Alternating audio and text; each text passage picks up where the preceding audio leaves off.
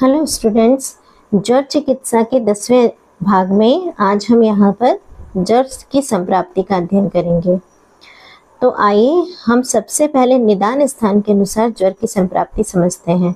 तो सबसे पहले अंतर क्या है निदान स्थान और चिकित्सा स्थान की जड़ की संप्राप्ति में। तो निदान स्थान पे दोषानुसार संप्राप्ति बताई गई है, जबकि चिकित्सा स्थान में एक सामान्य संप्राप्ति बताई गई है जो सभी दोषों के लिए लागू होती है।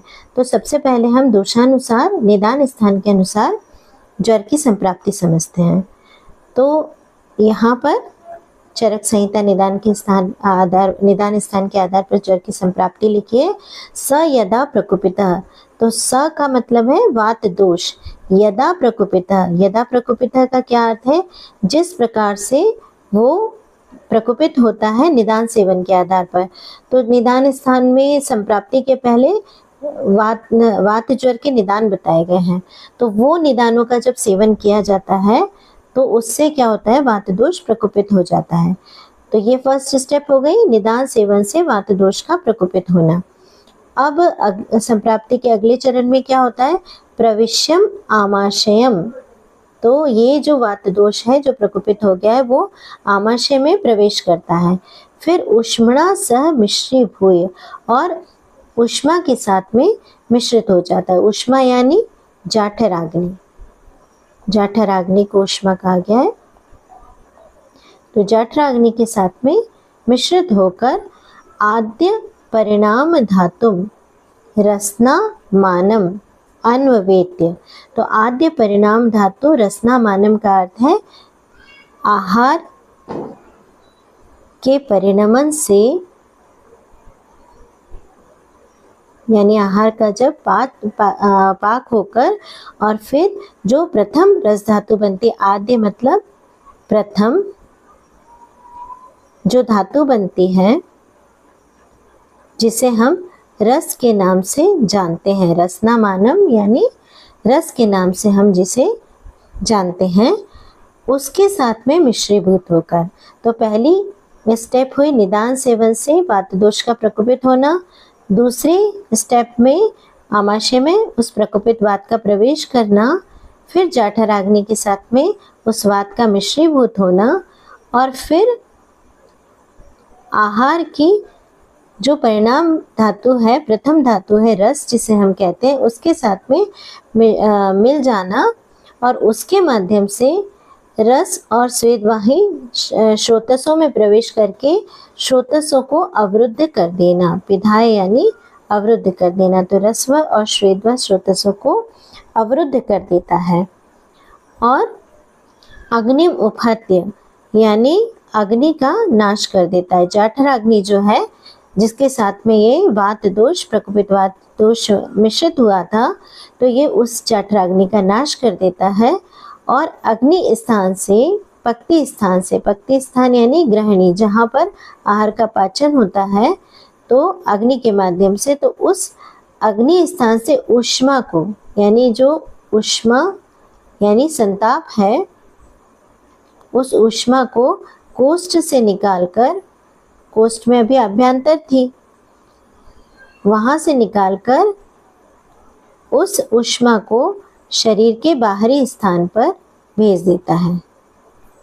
त्वचा आदि है ना, बाहरी भागों में, यानी त्वचा आदि पर संताप के रूप में ये ऊष्मा दिखाई देने लगती है, संताप बढ़ जाता है शरीर का।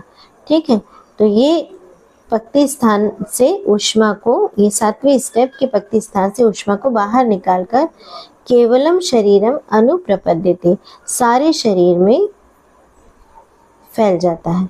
तो सारे शरीर में व्याप्त हो जाता है। वात का व्याप्त हो जाना, वात दोष का व्याप्त हो जाना, प्रकोपित वात दोष जो है वो सारे शरीर में व्याप्त हो जाता है, और इस प्रकार से ज्वर उत्पन्न हो जाता है। तो आइए इसको हम स्टेप बाय स्टेप देखते हैं। तो वात ज्वर की संप्राप्ति में क्या है? सबसे पहले वात प्रकोपक निदान सेवन, निदान सेवन से वात का प्रकोप होता है। ये वात दोष आमाशय में प्रवेश करता है और ऊष्मा के साथ में मिश्रीभूत हो जाता है और जो आहार के पाचन के बाद इस जठराग्नि से जो आहार का पाचन होता है उसमें जो रस धातु बनती है उसके साथ भी जुड़ जाता है और फिर वहाँ से रसवह और श्वेतवह स्रोतसों में प्रवेश कर उनका अवरोध कर देता है, अग्नि को नष्ट कर देता है और पक्ति स्थान से ऊष्मा को बाहर निकालता है और सारे शरीर में ये वात दोष व्याप्त हो जाता है। इस तरह से वात ज्वर की उत्पत्ति हो जाती है, अभिनिवृत्ति हो जाती है, यानी वात ज्वर के लक्षण आ जाता है। इसलिए वात ज्वर के लक्षणों में संताप भी रहता है, यानी बॉडी का टेम्परेचर भी बढ़ रहा है, और दूसरा वात दोष के विशिष्ट लक्षण भी आते हैं। तो वात ज्वर की अभिनिवृत्ति इस प्रकार से होती है। अब आइए हम देखते हैं पित्त ज्वर का। तो पित्त ज्वर की संप्राप्ति क्या है? तद यदा प्रकुपितम, यदा प्रकुपितम का पुनः वही कि पित्तज ज्वर के निदानों का जब सेवन किया जाता है तो पित्त दोष प्रकुपित हो जाता है। तो वो प्रकुपित पित्त पहली स्टेप में निदान सेवन से पित्त दोष का प्रकोप, फिर वो आमस्याद ऊष्माणम उपसृज्य, ये क्या करता है? आमाशय से ऊष्मा को लेकर, ठीक है, पित्त आमाशय से ऊष्मा को, जो ऊष्मा है उसको, और ये जो आमाशय के अंदर जो ऊष्मा थी यानी जठराग्नि थी, ये दोनों आहार से सबसे पहली जो धातु बनती है रस जिसे हम कहते हैं, उसके साथ में मिलकर कहा जाता है रस स्वेद वाहिनी श्रोतांसी, रसव और स्वेदव स्रोतसों को अवरुद्ध करता हुआ द्रवत्वाद अग्नि उपहत्ति, ये भी अग्नि का नाश करता है। कौन? ये पित्त दोष। पर अब ये पित्त होते हुए भी अग्नि का नाश कैसे करता है? क्योंकि पित्त और अग्नि तो लगभग समान ही माने जाते हैं। तो पित्त अपने द्रवत्व गुण के कारण अग्नि का नाश करता है।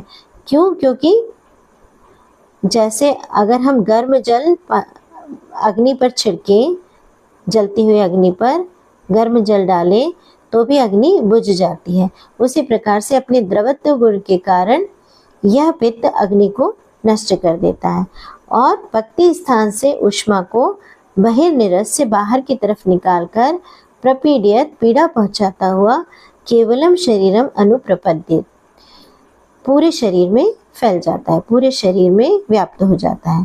तदा ज्वरम अभिनिवृत्ति, इस प्रकार से पित्त ज्वर उत्पन्न हो जाता है। तो पित्त ज्वर की संप्राप्ति को भी हम चार्ट फॉर्म में इस तरह देखते हैं कि पित्त प्रकोपक जो निदान सेवन है उससे क्या हुआ? पित्त का प्रकोप हुआ। फिर ये आमाशय से ऊष्मा को लेकर और पित्त दोष जो जठराग्नि से रस धातु बनी, आहार के परिणाम से जो रस धातु बनी उसके साथ भी मिल जाता है प्रकोपित पित्त, और क्या होता है? रसव और श्वेतव स्रोतसों का अवरोध करता है, अपने द्रवत्व गुण के कारण अग्नि को नष्ट करता है, पक्ति स्थान से ऊष्मा को बाहर निकालता है और ऊष्मा को पीड़ित करता हुआ, प्रपीड़ित का अर्थ बताया, ऊष्मा को पीड़ित करते हुए चक्रपाणी इसका अर्थ करते हैं कि जैसे वातज ज्वर में एकदम से ऊष्मा बढ़ती, ऊष्मा का क्षेपण सारे शरीर में हो जाता है, परंतु प्रपीड़ित का मतलब यहाँ पर चक्रपाणी कहते हैं कि पित्त ज्वर में धीरे धीरे ऊष्मा बाहर की तरफ व्याप्त होती है शरीर में, और फिर क्या करता है? पूरे शरीर में पित्त का व्याप्त होना, और इस तरह से पित्त ज्वर की अभिनिवृत्ति कर देता है। तो ये पित्त ज्वर की संप्राप्ति हुई। अब देखते हैं हम कफत ज्वर की किस प्रकार से संप्राप्ति है।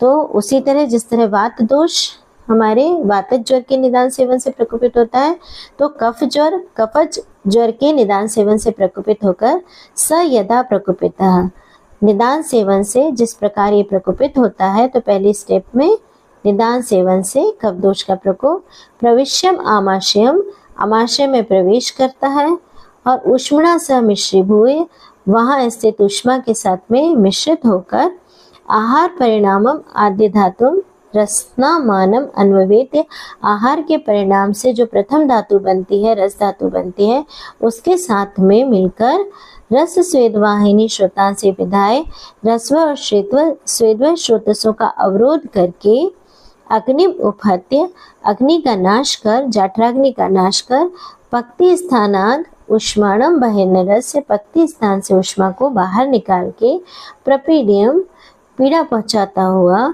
सारे शरीर में प्रपद्यते यानी व्याप्त हो जाता है। इस तरह से कफत ज्वर उत्पन्न हो जाता है। तो कफत ज्वर की संप्राप्ति को भी हम यहाँ देखते हैं। कफ प्रकोपक निदान सेवन, कफ का प्रकोप, कफ का आमाशय में प्रवेश, उष्मा के साथ मिश्रीभूत होना और आहार के पाचन के बाद जो प्रथम रस धातु बनती है उसके साथ मिलकर रस्व और श्वेद स्रोतसों का अवरोध करना, अग्नि को नष्ट करना, पक्ति स्थान से उष्मा को बाहर निकालना, उष्मा को पीड़ित करते हुए संपूर्ण शरीर में कफ का व्याप्त हो जाना और इस तरीके से ज्वर की अभिनिवृत्ति हो जाती है, कफत ज्वर की। तो ये तो निदान स्थान में जो संप्राप्ति दोषज बताइए।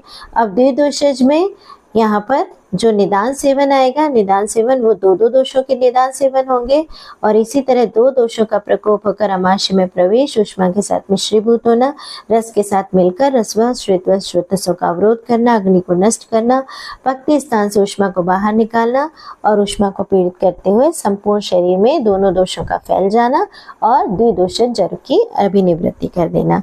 तो इसी तरह द्विदोषज और सन्निपातज को भी हम इसी तरीके से समझेंगे। अब आइए हम देखते हैं कि सामान्य संप्राप्ति क्या बताई है जो कि चिकित्सा स्थान में बताई गई है। एक्चुअली मोस्ट इम्पॉर्टेंट संप्राप्ति हमारी यही है। इसको हमें अच्छी तरीके से श्लोकों को भी याद कर लेना है क्योंकि ज्वर किस प्रकार से उत्पन्न होता है, यानी चिकित्सा भी जब हम करेंगे तो चूंकि चिकित्सा हमारा संप्राप्ति विघटन को ही हम चिकित्सा कहते हैं, तो इस संप्राप्ति को समझने के बाद उस संप्राप्ति को जिस तरीके से हम चिकित्सा के द्वारा जिन स्टेप्स पर तोड़ते हैं हमारी चिकित्सा उसी तरीके से संपन्न होती जाती है। तो आइए हम देखते हैं कि संप्राप्ति क्या है। तो संसृष्टा, सन्निपतिता, पृथक व कुपिता मलाहा।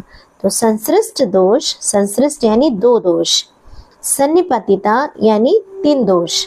तो दो दोषों के बारे में बताया। दो दोष मतलब वात कफ, वात पित्त, पित्त कफ, इस तरह से दो दोष। और सन्निपात यानी तीन दोष, यानी वात पित्त कफ तीनों। और पृथक यानी वात अथवा पित्त या कफ, ये एक एक दोष। कुपिता मलाहा से हम कहते हैं प्रकुपित दोष। तो प्रकोपित दोष एक एक भी हो सकते हैं, दो भी हो सकते हैं, तीनों दोष एक साथ भी हो सकते हैं। तो जिस भी प्रकार का निदान सेवन किया गया उसके अकॉर्डिंग जो दोष प्रकोपित हुए हैं वो क्या करते हैं, रसाख्यम धातु मनवेत्य, जिसे हम रस कहते हैं, रस नाम से विख्यात धातु के साथ में मिलकर पक्तिम स्थानान निरस्य च, पक्ति स्थान से अग्नि को बाहर निकालकर, उष्मा को बाहर निकालकर, फिर स्वेन तेन उष्मणा चैव, स्वेन तेन उष्मणा, स्वेन यानी अपनी उष्मा यानी जाठराग्नि, और तेन उष्मणा यानी देह उष्मा, देह की उष्मा। तो देह की जो नॉर्मल टेम्परेचर है उसमें ये जाठराग्नि जो कि पक्ति स्थान से निकल चुकी है बाहर, पक्ति स्थान से इन दोषों ने उसको बाहर किया है इसलिए अग्निमांद्य हो गया। और इस उष्मा जो कि पक्ति स्थान से निकल चुकी है उसके साथ में देह उष्मा जब मिल जाती है तो स्वेन तेन उष्मणा चैव, इन दोनों की उष्मा मिलकर कृत्वा देहोष्मणो बलम, देह की जो उष्मा है उसको ये दोनों उष्माएं मिलकर बढ़ा देते हैं। तो यहाँ क्या हो जाता है, देह की उष्मा बलवान हो जाती है यानी संताप बढ़ जाता है। तो जो नॉर्मल टेम्परेचर बॉडी का था वो बढ़ जाता है। अगली स्टेप में बता रहे हैं क्या, श्रोतांसी रुद्ध्वा, और ये जो उष्मा को बढ़ाते हुए फिर ये दोष क्या करते हैं, श्रोतसों को अवरोध कर देते हैं। जो देह के श्रोतस हैं, रस्व, रक्तवह, आदि और मेनली रस्व और स्वेदव स्रोतस, इनको अवरुद्ध कर देते हैं। फिर अवरोध करके चूंकि अवरुद्ध हो गए तो दोष भी अवरुद्ध हो गए वहां पर, तो क्या होते हैं, संप्राप्ता केवलम देहम उल्वणाहा, तो सारे शरीर में अवरुद्ध होकर ये क्या करते हैं, उल्वण हो जाते हैं। संप्राप्ता यानी संग होकर, इनका संग हो जाता है, ये अब निकलना बंद हो जाते हैं, वहीं पर स्तब्ध हो जाते हैं, तो वहीं पर उल्वण हो जाते हैं, बहुत ज़्यादा बढ़ जाते हैं पूरे देह में, केवलम यानी संपूर्ण देह में, संपूर्ण देह में ये स्थित होकर या स्तब्ध होकर बढ़ जाते हैं।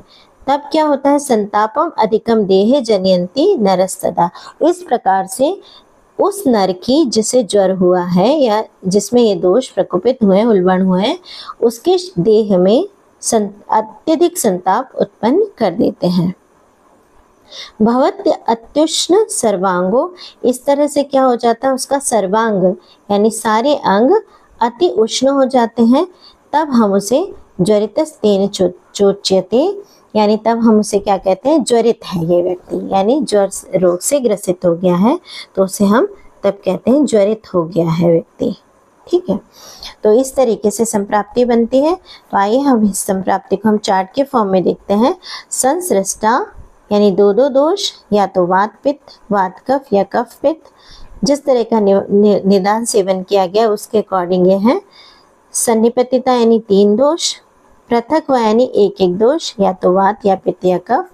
अब निदान सेवन से ना, निदान सेवन, तो निदान सेवन से इस प्रकार के हुए कुपित दोष, एक एक हो या 2 हो या 3 हो, तो कुपित दोष क्या होते हैं, सबसे पहले रस धातु से मिलकर पक्ति स्थान से ऊष्मा को बाहर निकालकर, इसका अर्थ क्या है, पहले ऊष्मा अभ्यंतर थी, कोष्ठ में थी, अब शरीर के बाहर उत्क्षिप्त हो गई है, बाहर फेंक दी गई है ना। तो स्वेन यानी जठराग्नि की ऊष्मा और 3 यानी देहोष्मा, ये दोनों मिलकर देह की ऊष्मा को बलवान बना देते हैं। और चूंकि ये दोष बड़े हुए हैं, ये स्रोतसों का अवरोध करते हैं, यानी मूत्र, पुरीश, रसवाही, स्वेदवाही आदि स्रोतसों का अवरोध करते हैं, और अवरुद्ध होकर या इनका संग होकर ये उल्बण हो जाते हैं, यानी 100 मान से अधिक हो जाते हैं, और सारे शरीर में व्याप्त रहते हैं। ये इस पूरे शरीर में, इसको कहना चाहिए व्याप्त, सारे शरीर में व्याप्त हो जाते हैं, और इस तरह से ये सारे शरीर में एक तो अधिक संताप उत्पन्न करते हैं, तो अति उष्ण सर्वांग हो जाता है, उसका शरीर अति उष्ण हो जाता है। जिस व्यक्ति के शरीर में ये उल्बण हुए हैं, तब वह व्यक्ति क्या कहलाता है, ज्वरित कहलाने लगता है। ठीक है, और यहाँ पर ज्वर में स्वेदावरोध का कारण भी बताया गया है। क्या कहा गया है, श्लोक देखिए, श्रोतसाम संविबद्धत्वात् स्वेदम ना नाधिगच्छति, श्रोतसों का संविबद्ध होना यानी श्रोतस जो अवरुद्ध हो जाते हैं दोषों के द्वारा, इस कारण से यहाँ पर स्वेद ना यानी उस ज्वरित व्यक्ति को, जो ज्वरित व्यक्ति है, ज्वरित नर या ज्वरित पुरुष या व्यक्ति, उसको स्वेद नाधिगच्छति नहीं आता है, तो स्वेद का आना बंद हो जाता है, और स्वस्थानात् प्रच्युते चाग्नौ प्रायशः तरुणे ज्वरे। ये सब संप्राप्ति किसकी बता रहे हैं, तरुण ज्वर, जो सबसे नवीन ज्वर होता है, जिसमें स्रोतसों की अवरोध हुआ है, तो उसमें स्वेद नहीं आता है। और दूसरा कारण बताते हैं, स्वस्थानात् प्रच्युते चाग्नौ, जो अग्नि है अपने स्थान से प्रच्युत हो गई है, और स्रोतस पूरी तरह से विबद्ध है, इसलिए स्वेद निकल भी नहीं रहा है, इस कारण से उसका संताप भी बढ़ जाता है। तो ये कारण बताया है। तो ये हो गई ज्वर की संप्राप्ति। अब ज्वर की चिकित्सा से पहले हमें जो हमने यहाँ पर तरुण ज्वर का वर्णन किया है, तो तरुण ज्वर जानना ज़रूरी है कि उसमें साम और निरामता क्या होती है। मतलब तरुण ज्वर चूँकि साम ज्वर होता है और निराम ज्वर हो जाता है पक्व या जीर्ण ज्वर।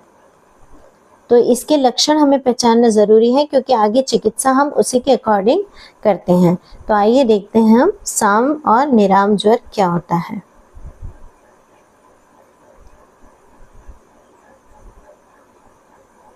तो सबसे पहले ज्वर के ये भेद बताए गए हैं, साम ज्वर और निराम ज्वर। भेद क्या है? ज्वर के ये लक्षण हैं जिन्हें हमें पहले पहचानना होता है। तो सबसे पहले तो हम जान लेते हैं कि साम और निराम कहते किसे हैं। तो आम दोष को आपने पढ़ के आए हैं, ऊष्मणो अल्पबलत्वेन धातुम आद्यम पाचितम दुष्टम अमाशयगतम रसम आमम प्रचक्षते। तो ऊष्मा की अगर अल्प बल है, ज्वर में हम देख रहे हैं ऊष्मा घट जा रही है, यानी जाठराग्नि मंद हो गई है। तो जाठराग्नि के अल्प बल से जो धातुम आद्यम अपाचितम, तो जो आद्य धातु है जब अपक्व रह जाती है, यानी सबसे पहले जो रस धातु बनती है वो अगर अपक्व रह गई पूरी तरह, आम रस जिसे बोलते हैं, ये जो रस है वो पका हुआ नहीं है, यानी ऊष्मा हमारी कम थी जाठराग्नि, तो खाना ढंग से पचा नहीं, तो जो पहले जो रस धातु बनी है वो अपचित है या अपक्व है। इसी को हम आमाशयगत जो रहती है उस रस को हम आम कहते हैं। ठीक है। अब साम क्या होता है? तो आमेन तेन संयुक्ता, ये जो आम है ना, अपाचित धातु जो है उसको हम आम कहते हैं। उस आम से आमेन तेन संयुक्ता, इस आम से संयुक्त जो दोष रहते हैं और जो दूष्य रहते हैं, दोष यानी वात पित्त कफ अगर इस आम दोष से संयुक्त हैं और दूषित हैं उसके कारण, तो कहलाएंगे सामवात, सामपित्त, सामकफ आदि। और जो भी दूष्य रस, रक्त, मांस, मेद, अस्थि, मज्जा, शुक्र, ये अगर दूषित है इस आम से, तो वो क्या कहलाएंगे? साम दूष्य कहलाएंगे। सामा इत्युपदिश्यन्ते ये च रोगास तदुद्भवाः। तो ये अपने अपने साम दोष के कारण रोग को उत्पन्न करते हैं, इसलिए ये साम कहलाते हैं। तो साम और निराम में तो अंतर्गत अगर आम युक्त नहीं है तो निराम कहलाएगा। तो अब ज्वर जब इससे युक्त होता है साम दोष से या आम दोष से, तो उसके लक्षण क्या आते हैं वो बता रहे हैं। तो पहले तो कारण क्या रहेगा? तो लास्ट लाइन अभी हम पढ़ के आए, स्वस्थान प्रच्युते चाग्नौ प्रायशः तरुणी ज्वरे। तो तरुण ज्वर में क्या होता है? स्वस्थान प्रच्युते अग्नौ, यानी अग्नि अपने स्थान से प्रच्युत हो जाती है, यानी कोष्ठ से निकलकर वो शरीर में बाहर चली गई है। तो क्या हुआ? वहां पर जाठराग्नि की मंदता हो गई।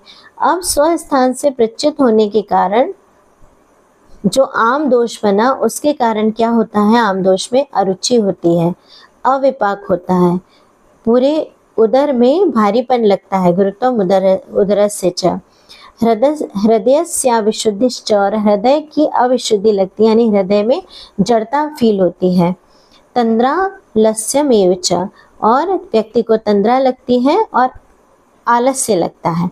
ठीक है, ये लक्षण है ज्वरो अविसर्गी, यानी ज्वर छूटता नहीं है, ज्वर कंटिन्यूसली आता रहता है, बलवान होता है, और दोषाणाम अप्रवर्तनम, दोष यानी श्लेष्म पित्त आदि बाहर नहीं निकलते हैं, इनका प्रवर्तन नहीं होता है, और मल आदि भी बाहर नहीं निकलते हैं। लाला प्रसेको, व्यक्ति का लाला श्राव होता रहता है, लार आती है, ह्रल्लास यानी जी मिचलाता है, शुन्नासो यानी भूख का नाश हो जाता है, विरसम मुखम, मुख का रस बुरा प्रतीत होता है, स्तब्ध सुप्त गुरुत्वम च गात्राणाम, जो उसके अंग हैं, शरीर के अंग प्रत्यंग, वो स्तब्ध प्रतीत होते हैं, सुप्त प्रतीत होते हैं और भारी प्रतीत होते हैं। बहुमूत्रता, उसको यूरिनेशन, फ्रीक्वेंट यूरिनेशन होता है, यानी बार बार पेशाब जाना पड़ता है। न विडजीर्णा, उसका मल भी आम रहता है, पक्व नहीं रहता है, यानी आम मल के लक्षण आते हैं। न चगलानी, उसके शरीर में ग्लानी नहीं होती है ना, यानी बहुत बीमारी जैसा उसको फील इतना नहीं होता है। ज्वरस्य आमस्य लक्षणम, ये आम ज्वर के लक्षण है। अब इन्हें हम यहाँ पर अलग से देख लेते हैं। अरुचि, अविपाक, अरुचि यानी भोजन में रुचि न होना। अविपाक यानी जो भी खाना खाता है वो पचता नहीं है। और उदर में भारीपन, ये सारे लक्षण। और हृदय अविशुद्धि यानी हृदय की जड़ता, हृदय का स्तब्ध होना, हृदय में जकड़ाहट लगना हृदय स्थान में, ये सब किसके कारण है? ये अग्निमांदी के कारण है। जो अग्निमांदी हो गया है उसके कारण ये लक्षण आते हैं। और आमदोष के कारण। तंद्रा का अर्थ क्या है? निद्रावत क्लांति, व्यक्ति जैसे सोने जैसा हो ऐसा थका हुआ लगता है ना। आलस्य का मतलब है कर्मसु अनुत्साह, यानी कामों में उसको उत्साह फील नहीं होता। ज्वर अविसर्गी का अर्थ है अपरित्यागी ज्वर, यानी जो ज्वर छोड़ता नहीं है ऐसा ज्वर आ रहा होता है। बलवान यानी बहुत तेज ज्वर चढ़ता है। दोषाणाम अप्रवर्तनम यानी श्लेष्म पित्त आदि नाम मलानाम, श्लेष्म पित्त आदि मलों का अप्रवर्तन यानी बाहर नहीं निकलना। लाला प्रसेको यानी हृदयस्थ जो रस है वो लाला रूप में यानी लार के रूप में बाहर निकलता है, लार टपकती है। हृल्लास यानी आम रसान्वितस्य हृदयस्थ दोषस्य, आम रस के द्वारा जो हृदयस्थ दोष है जब हृदयस्थ होते हैं यानी आमाशय के ऊपरी भाग में जब स्थित होते हैं आम मिश्रित जो रस, उसके कारण वमन एवं प्रवृत्ति यानी उपस्थित वमन एवं प्रवृत्ति यानी वमन जैसा लगता है, यानी जी मिचलाता है व्यक्ति का कि उसको वॉमिटिंग हो रही है, वॉमिटिंग सेंसेशन हो रहे हैं, लेकिन वॉमिटिंग होती नहीं है। ठीक है। शून्नाशय यानी भूख का नाश हो जाता है। विरसम मुखम, विरसम मुखम का अर्थ क्या बताया? मुखश्च अविशदम, मुखश्च अविशदम यानी मुख का साफ प्रतीत नहीं होना, गंदा लगना, सब पिछल चिपचिपा रहना। अविशुद्धम, उसका मुख गंदा है ऐसा उसको फील होता है, तो उसको विरसम मुखम कहते हैं। गात्राणाम च स्तब्धम, स्तब्ध गात्र यानी अंग उसके स्तब्ध हो जाते हैं, यानी अस्पंदन, उनमें कोई स्पंदन फील नहीं हो रहा हो जैसे। सुप्तता यानी उसको स्पर्श ज्ञान नहीं होता। गुरुत्वम यानी अंग उसके भारी लगते हैं, पाँव आदि जो है उसको भारीपन फील होता है।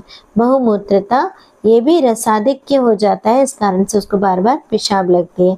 न च विड जीर्णा, जो विड यानी मल है वो जीर्ण यानी पक्व नहीं निकलता, अपक्व निकलता है, आम मल निकलता है, न चलेगा है इसलिए। न चगलानी, और उसको ग्लानी भी नहीं होती, यानी बीमारी जैसा एहसास ज़्यादा नहीं पता चलता उसको, डिप्रेशन जैसा नहीं होता, तो उसको कहते हैं ग्लानि का न होना। तो ये सब क्या है? आम ज्वर में लक्षण आते हैं। तो मुख्यतः हमें आम ज्वर यानी तरुण ज्वर, जिसे नव ज्वर कहा गया है, 7 दिन तक ऐसा ही ज्वर रहता है लगभग, प्रायः, है ना, प्रायः 7 दिन तक इस तरह के लक्षण दिखते हैं, तो उसे हम आम ज्वर कहते हैं। अब दूसरे लक्षण है निराम ज्वर के। बीच में पश्चिमान ज्वर के भी लक्षण बताए, पर ये ऐसा कहा जाता है कि ये सभी संहिताओं में नहीं मिलता, चरक संहिता के सभी प्रकाशनों में नहीं मिलता, इसको सभी ने नहीं कहा है, ज़्यादातर ने आम और निराम ही कहे हैं, क्योंकि चिकित्सा आम और निराम के आधार पर ही होती है। तो इसे आचार्य गंगाधर राय इस प्रकार कहते हैं कि जिस प्रकार हम अगर चावलों को चढ़ाते हैं तो या तो वो कच्चे रहते हैं या पक जाते हैं, पश्चिमान अवस्था उसके बीच की अवस्था है जब वो पक रहे होते हैं, तो पकते हुए दोषों की अवस्था पश्चिमान अवस्था कहलाती है।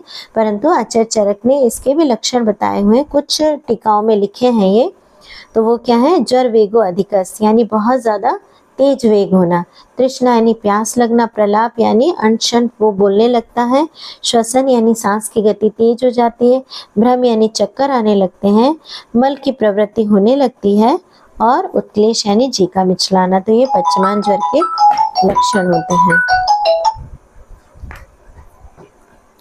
अब आइए हम देखते हैं निराम ज्वर के लक्षण क्या आते हैं। तो निराम ज्वर के लक्षण है क्षुद्ध क्षामता लघुत्तम च गात्राणाम ज्वरमार्दवम। क्षुद्ध क्षामता यानी भूख का कम होना, क्षुधा का क्षीणता, क्षामता यानी क्षीणता, शुद्ध यानी शुदा की। तो शुदा कम लगती है। लघुत्तम च गात्राणाम, यहाँ पर अंगों में भारीपन खत्म हो जाता है और वो लघु लगने लगते हैं यानी हल्के लगने लगते हैं। और ज्वर का मार्दोम यानी ज्वर में मृदुता आ जाती है, ज्वर अल्प हो जाता है।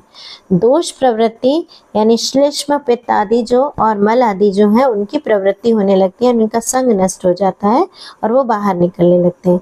और अगला लक्षण है अष्टाहो यानी 8वां दिन। तो 8वां दिन प्रायः निराम ज्वर के लक्षण होते हैं। प्रायः ही है ये, क्योंकि अगर ये लक्षण नहीं आए हैं तो ज्वर फिर भी आम ही कहलाएगा, भले ही वो 8वां दिन उपस्थित हो चुका हो, पर जनरली 8वें दिन तक ज्वर निराम हो जाता है। तो ये लक्षण यहाँ पर वर्णित किए गए हैं। शुद्ध शामता यानी क्षुधा की क्षीणता, गात्रों की अंगों की लघुता, ज्वर का अल्प हो जाना, ज्वर का मार्दव, दोष की प्रवृत्ति होने लगना यानी श्लेष्म पित्तादि मलों का ऊर्ध्व अतः मार्ग से प्रवर्तन होने लगना। तो ये किस कारण से होता है? चूंकि जाठराग्नि अब अल्प नहीं रही, जाठराग्नि भी बढ़ने लगती है, तो ये पचा देती है मलों को, इस कारण से मल अपने मार्ग से बाहर निकलने लगते हैं।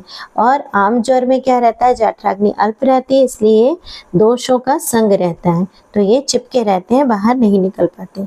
और अगला लक्षण है निराम ज्वर का अष्टाहम यानी 8 दिन ज्वर के बीत जाना। तो इस तरह से ज्वर का यहाँ पर सामता और निरामता बताई गई है। अब अगले लेक्चर में हम तरुण ज्वर में किन चीज़ों का निषेध है और किस प्रकार से ज्वर की चिकित्सा की जाती है, इसको स्टार्ट करेंगे। तब तक के लिए आप इसे पढ़िए और समझिए, और तब तक के लिए हम धन्यवाद करते हैं। इसको अच्छी तरीके से सुन के समझ के पढ़िए, फिर हम उपस्थित होंगे ज्वर की चिकित्सा के साथ। धन्यवाद।